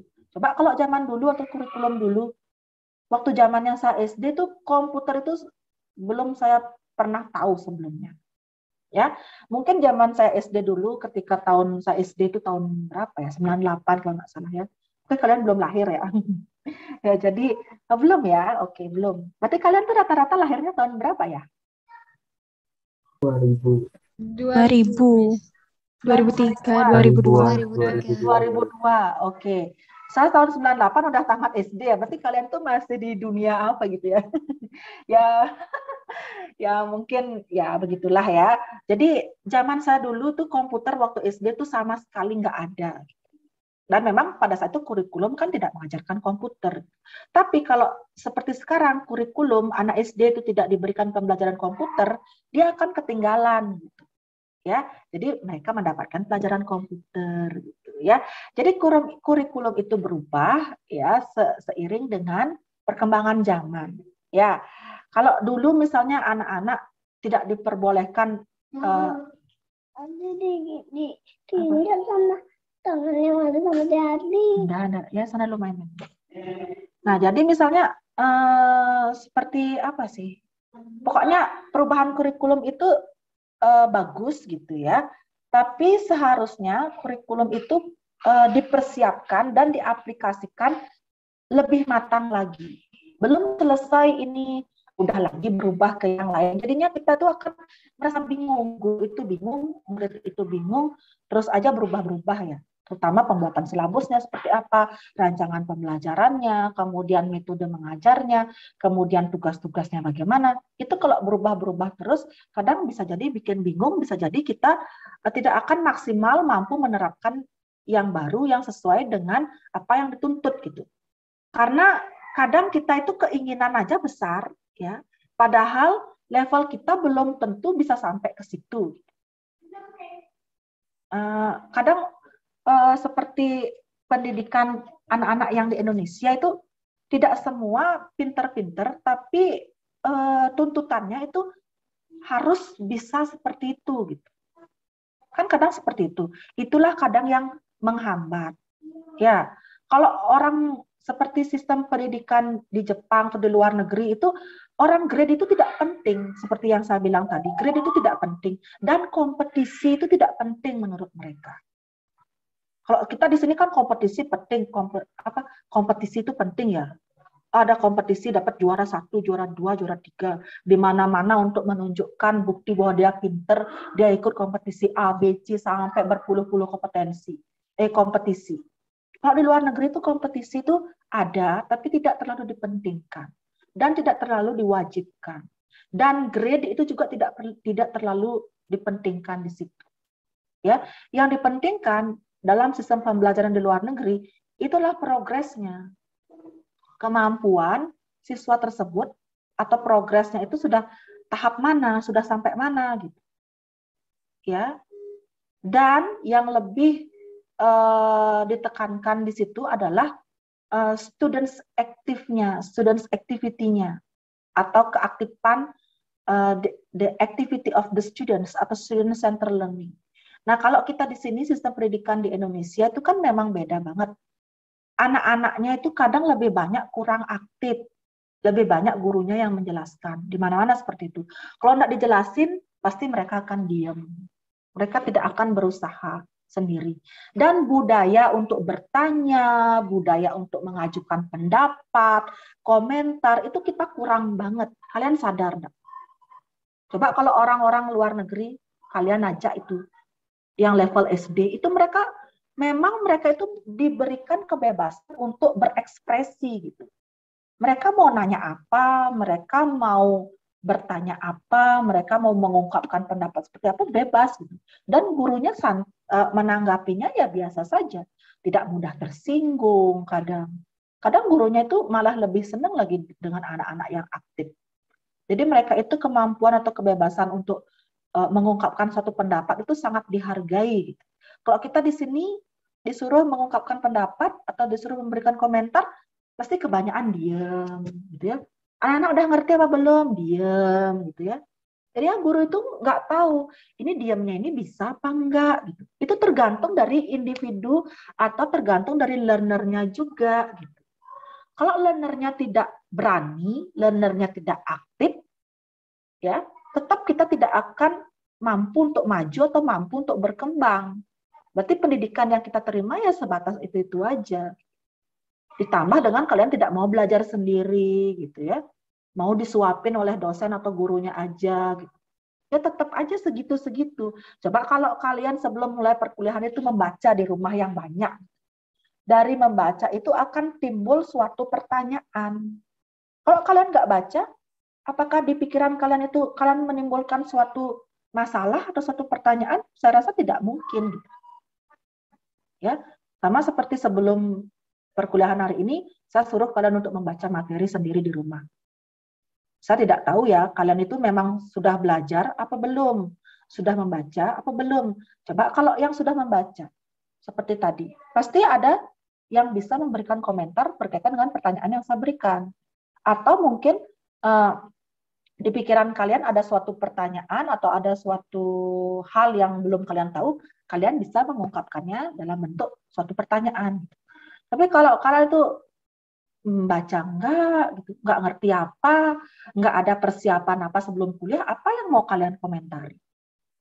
Ya, apa yang mau kalian diskusikan? Apa yang mau kalian jawab? Pasti kalian enggak bisa kan? Nah, kalau anak-anak luar negeri itu memang dari orangnya sudah kritis gitu. Mereka di luar negeri itu kalau ada waktu kosong itu mereka baca buku. Kalau ada waktu luang, kalau mereka ke taman itu mereka bawa novel tebal-tebal, mereka baca. Nggak seperti kita, ada waktu luang kalian ngegosip gitu ya, membicarakan hal-hal yang nggak penting, ngegibahin orang lain gitu, yang nggak ada hubungannya dengan knowledge gitu. Coba kalau orang luar negeri itu, kapan dia saatnya relax, kapan dia libur, ya libur. Kapan dia belajar, ya belajar. Kapan dia bekerja, ya bekerja. Ya, sama seperti orang-orang luar negeri. Beberapa saya tanya, gitu ya, kamu cita-citanya mau jadi apa? saya mau jadi ini apa namanya, tukang bangunan. Kok kamu mau jadi tukang bangunan? Kenapa? Oh, karena tukang bangunan itu menurut saya pekerjaan yang penting. Saya bisa bikin rumah yang modern, bikin rumah sesuai dengan keinginan saya. Ya itu pemikirannya tidak hanya cita-citanya jadi dokter gitu ya. Semua pekerjaan bagi mereka yang di luar negeri itu ya, anak-anak luar negeri itu, semua pekerjaan bagi mereka itu penting. Nggak ada yang nggak penting. Jadi tukang koran pun penting bagi mereka. Makanya kadang ada orang-orang luar negeri, ini saya sih pribadi nggak pernah kuliah di luar negeri ya. Teman saya itu keluar kuliah di luar negeri ya. Dan teman-temannya dia itu kalau tidak jam kuliah, dia itu bawa koran, bertugas jadi tukang koran. Gimana caranya biar dia itu bisa membiayai kuliahnya dia sendiri dengan cara bekerja. Bekerja itu tidak hanya bekerja yang elit-elit aja. Yang penting menghasilkan uang. Ya. Jadi itu motivasi dari dalam dirinya dia itu ada untuk menghasilkan uang. Ya. Jadi biar bisa itu semangatnya itu dari dalam diri itu ada. Jadi berbagai hal itu bisa dilakukan. Ya, jadi sistem pendidikan di luar negeri itu juga seperti ini ya, continue dia. Misalnya seperti ini, misalnya kurikulum yang diterapkan oleh Menteri A pada saat era zamannya dia adalah seperti ini. Jadi kurikulum yang setelah diganti menterinya, itu yang dulu itu masih tetap dilanjutkan. Gitu. Dan setelah itu finish atau selesai, baru nanti akan ada tambahan-tambahan lain yang dirancang di kurikulum yang baru. Jadi seperti itu. Jadi memang susah ya kalau kita ingin mengikuti sistem pendidikan mereka. Dan sistem pendidikan mereka di luar, seperti yang saya bilang tadi, lebih berpusat kepada student center learning. Ya, jadi seberapapun progres mereka atau perolehan yang mereka capai, ya memang segitu. Tidak dipaksakan oleh gurunya. Ya, jadi seperti di Jepang contohnya, di Jepang itu menerapkan lesson study gitu ya. Lebih banyak menerapkan lesson study dalam kurikulumnya. Jadi mereka atau anak-anak di Jepang itu lebih banyak aktif dengan berdasarkan experience yang sudah mereka temukan sendiri. Dari situ mereka memperoleh suatu pembelajaran yang baru dari diri mereka sendiri. Dan gurunya itu tugasnya hanya memantau saja. Dan memang tentunya segala persiapannya itu memang sudah dipersiapkan dengan sangat matang. Ya, jadi maksudnya seperti ini. Lesson plan yang sudah mereka rancang atau RPP yang sudah mereka rancang itu sudah sebulan sebelumnya itu sudah jadi. Jadi mereka tuh memang mengikuti sekali kalender-kalender pendidikan gitu ya. Misalnya minggu ini apa capaian yang harus dicapai oleh siswa. Itu sudah mereka rancang sebelumnya. Dan ketika penerapan itu memang diterapkan sama seperti yang sudah mereka rancang. Kadang kalau kita RPP yang kita rancang di sini kan terlalu banyak sekali embel-embelnya ya. Capaian yang harus dicapai oleh siswa dari segi ketuhanan yang Maha Esa harus begini, pengetahuan harus begini, hasilnya harus begini. Ujung-ujungnya nggak tercapai. Karena terlalu banyak rancangan-rancangan di lesson plan yang kita inginkan. Akhirnya cuman sedikit saja yang tercapai gitu. Mereka itu di luar negeri RPP-nya cuma 1 lembar. Coba kalau kita di sini bisa sampai 7 lembar. Yang 1 lembar itu yang memang sudah dirancang sesuai dengan waktu yang dialokasikan gitu. Satu aktivitas aja udah cukup kalau menurut dosennya atau gurunya, ya udah itu saja yang dicantumkan di RPP. Tapi yang dicantumkan itu memang harus benar-benar dilaksanakan dan memang sampai selesai gitu. Sudah tepat gitu sasarannya dan waktunya gitu. Ya, sehingga apa mereka rancang, mereka aplikasikan dengan baik, ditambah dengan siswanya juga menunjang gitu ya. Mereka mau mengerjakan dengan baik, apa yang diinstruksikan mampu dikerjakan dengan baik, itu akan sistemnya itu kan semuanya lancar gitu. Jadi apa yang dirancang oleh gurunya, apa yang diinstruksikan oleh gurunya sesuai dengan alokasi waktu yang diberikan dan siswa itu mampu mengerjakannya dengan baik. Nah, itu tujuan pembelajarannya akan tercapai. Ya, dibandingkan dengan kita merancangnya bagus-bagus banget, tapi kita tidak menyesuaikan dengan karakteristik peserta didik, ya. Kita itu merancangnya bagus banget dan itu cocoknya adalah untuk karakteristik peserta didik yang levelnya tinggi, terus yang levelnya rendah gimana? Kan tidak tercapai. Ya, jadi hal-hal kecil yang seperti itu, ya memang balik lagi ke gurunya. Kita tuh perlu memahami pribadi atau karakteristik peserta didik kita. Kalau di luar negeri itu orang paling banyak, itu seperti yang saya bilang tadi, itu jumlahnya 20 paling banyak. Dan itu dihandle oleh 2 orang guru ya. Dan mereka itu lebih banyak tim teaching. Ya, mereka itu happy kalau tim teaching ya. Menghandle jumlah muridnya sedikit, dan gurunya itu tim teachingnya ada 2, bisa jadi kadang ada 3 dalam satu kelas. Ya, jadinya mereka itu bersama-sama menghandle siswanya gitu. Jadi mereka itu akan tahu progres dari masing-masing individunya gitu. Itu yang mana yang kurang, itu yang dibantu. Jadi seperti itu. Jadinya di akhir itu tujuan pembelajaran itu semua tercapai. Kalau kita di sini kan tujuan pembelajaran di akhir itu tidak semua kadang bisa tercapai gitu. Ya, karena ngendel muridnya aja banyak banget, satu kelas 40. Kadang karakteristik peserta didiknya juga beda-beda semuanya. Kalau mereka itu kan negaranya itu sudah negara maju ya. Sudah pasti di situ teknologi menunjang ya, kemudian sarana prasarana juga menunjang. Kalau kita di sini, apakah setiap sekolah itu memiliki lab komputer di SD? Saya rasa nggak ada ya. Cuman SD-SD tertentu saja yang memiliki lab komputer. Kalau di luar negeri itu mereka sudah negara maju. Teknologi, ya, sarana prasarana yang menunjang proses pembelajaran di dalam kelas, mereka sudah semua mereka punya. Siapa yang tidak nyaman belajar kalau dalam kondisi seperti itu? Sudah pasti siswanya akan nyaman belajar. Kelasnya bersih, rapi, ada AC banyak, siswanya tidak kepanasan. Kemudian teknologi internet, wifi, semuanya gratis gitu, tidak seperti kita di sini harus beli kuota lagi banyak-banyak gitu. Jadi mereka wawasannya akan semakin meluas, apalagi mereka budayanya memang budaya membaca gitu ya, ditunjang dengan budaya mereka juga. Tidak seperti kita di sini budaya membacanya masih agak kurang gitu. Mungkin beberapa siswa aja yang suka membaca, yang lain sukanya nyontek gitu. Sukanya minta jawaban aja sama temen, nggak pernah mau belajar.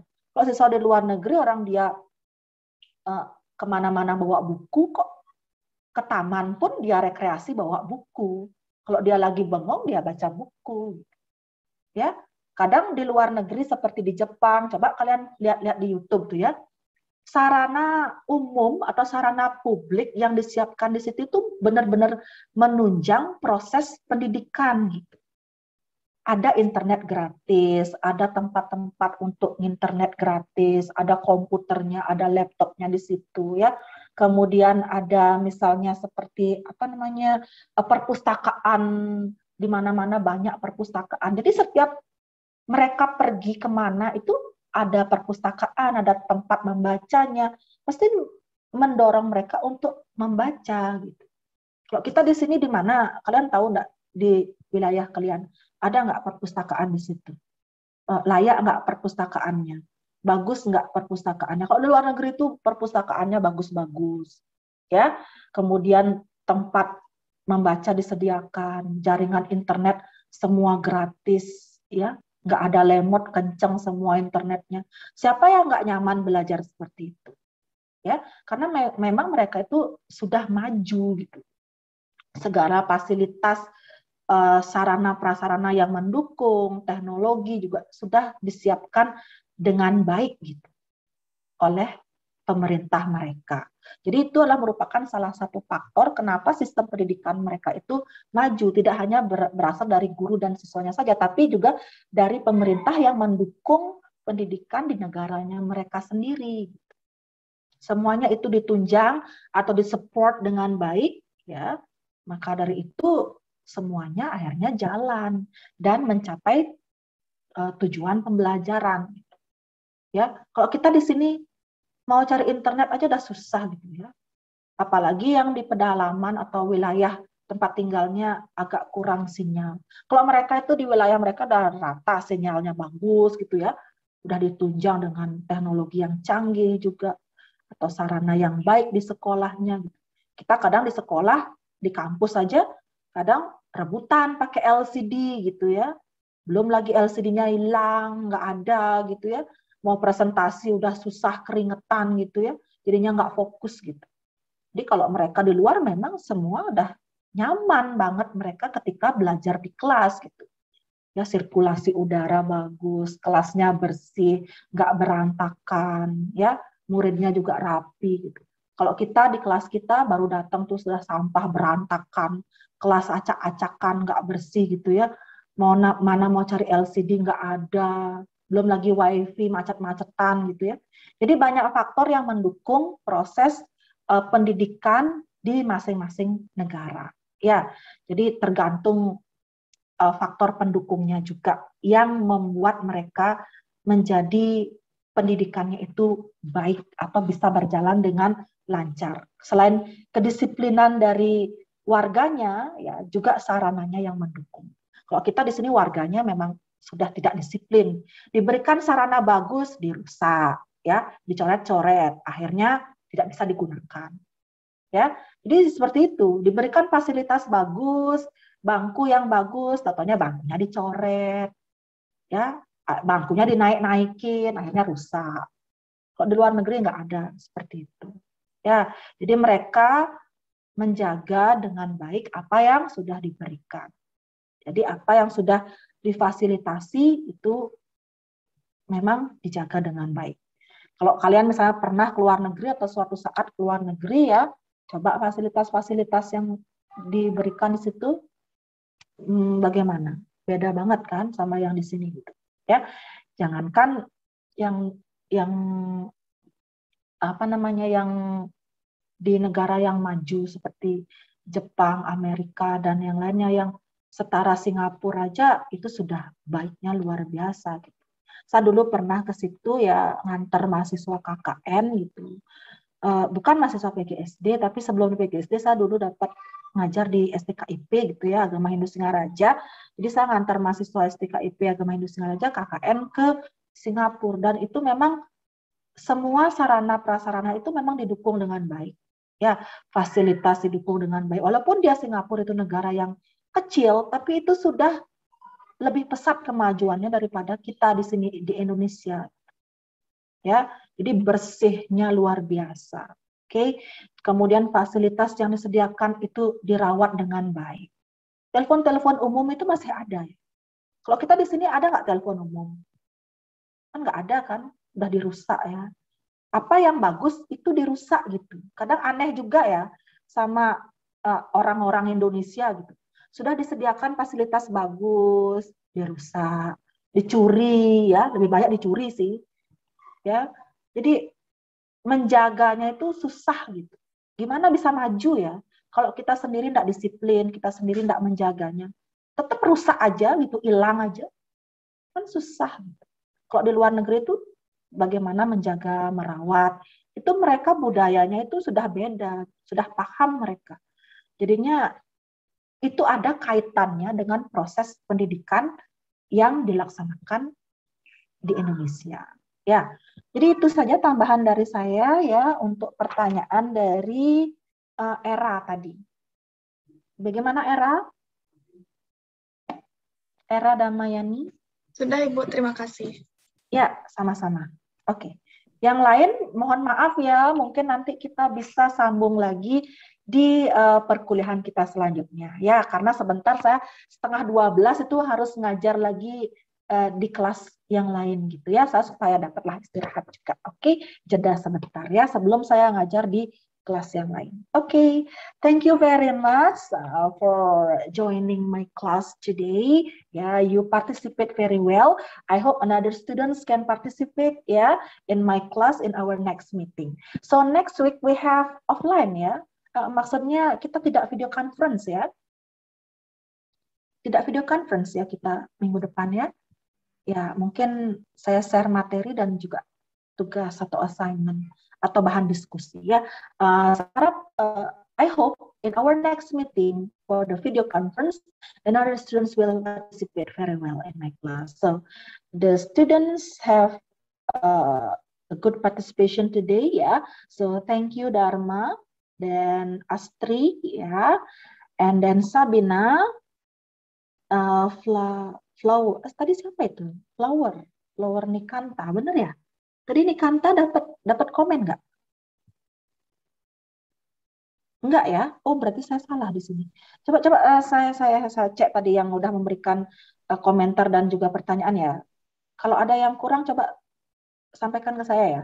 Yang pertama itu sudah berpartisipasi Dharma, kemudian yang kedua Astri, Antari, yang ketiga itu Sabina, yang keempat itu ada Novitasari, ya, kemudian yang kelima Sri Widawati, kemudian yang keenam itu ada Wimas, yang ketujuh ada Desi Pratiwi, yang kedelapan itu ada Diah Elsa, dan yang kesembilan itu Era Damayani. Siapa lagi yang belum ya, yang saya catat ya? Siapa yang belum saya sebutkan ya? Tadi kayaknya ada 10 orangan deh. Siapa yang belum? Apa hanya 9 orang ya? Oke. Siapa yang belum saya sebutkan namanya yang sudah berpartisipasi tadi? Ada? Karena selalu saya record di sini ya. Kalian itu aktif enggak gitu. Berpartisipasi dengan baik enggak gitu. Jadi saya tidak percaya dengan skor begitu saja gitu. Ya. Kalau keaktifan kalian itu pasti nilai. Ada? Enggak ya? Udah semua ya? Dharma, kemudian Astri, kemudian Sabina, ya, Novitasari, Sri Widawati, Wimas, Desi Pratiwi, kemudian Diah Elsa, dan Era Damayani. Dah, berarti cuma 9 orang ya. Berarti tadi Flower Nikanta itu nggak dapat memberikan komentar apapun gitu ya? Nggak ya? Yeah, okay, so I think that's enough for our meeting today. Yeah, thank you very much. You participate very well in my class. I hope another students can participate again in our next meeting. And then for our next meeting, I hope all of you prepare or learn by yourself at home the next point of our philosophy. The other philosophy in the humanism and Pancasila. Yeah, I hope all of you prepare yourself, learn by yourself, try to study by yourself at home. Yeah, what is the relation between the humanistic and also the Pancasila philosophy with our education? Do you understand? Ya, jadi saya mau kalian mempersiapkan materi pertemuan kita selanjutnya ya. Apa hubungannya antara filsafat humanistik dan Pancasila dengan dunia pendidikan yang ada di Indonesia. Oke, dan juga bagaimana pengimplementasiannya, ya, contoh-contohnya. That's all from me, ya. So I hope all of you prepare it very well. Thank you very much for your coming. See you again next time. Bye.